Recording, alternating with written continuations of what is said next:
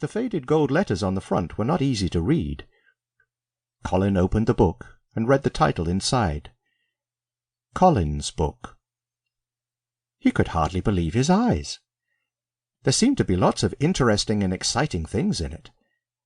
Then his fingers touched something hidden in the pages.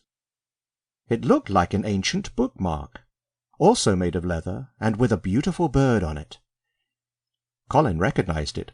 It was a phoenix. The bookmark was dark blue, but the feathers of the phoenix glowed red. Colin stroked them, and he sensed a warm glow. He felt very calm and confident. It was almost as if the book were speaking to him aloud, saying, "You are my rightful owner.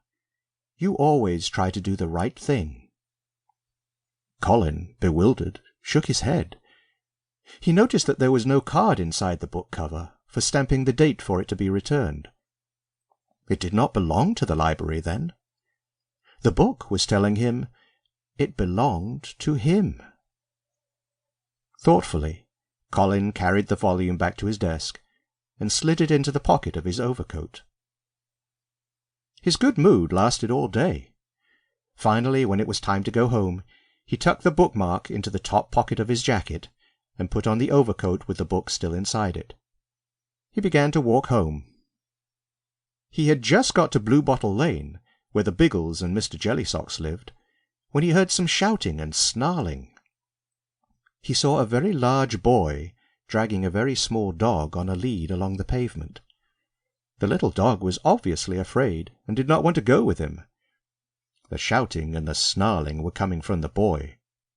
"Come on!" the boy shouted, and aimed a kick at the dog. "I hate having to take a stupid little animal like you for walks." Without thinking about it, Colin dashed forward.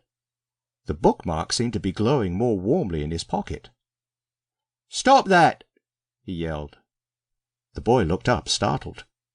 "Mind your own business," he snarled. "Clear off, shorty." Only those were not his exact words. "That's no way to treat a little dog," said Colin, ignoring the boy's raised fist. "I said clear off," shouted the boy. Again, that is not exactly what he said. Suddenly, Colin knew just what to do.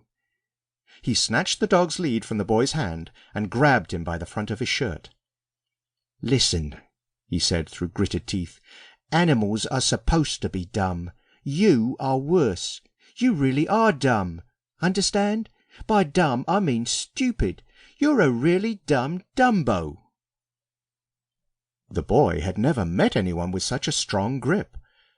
The next moment, still grasping him by his shirt, Colin with one hand had lifted him off his feet, and whirling him around his head, had thrown him through the thick hedge by the side of the road. "Ah! Ow!" howled the boy. Sharp twigs stuck out from him everywhere. He looked like a creature grown from a hedge. "Hello, Twiggy," called one of a group of older boys from his school, who happened to be passing by. "I'll take the dog and look after him properly," said Colin, and set off down the street, with it trotting happily beside him. The boy tried to say something, but had to remove a large twig from his mouth first. Finally he wailed, "Just you wait! I'll get the police on you!"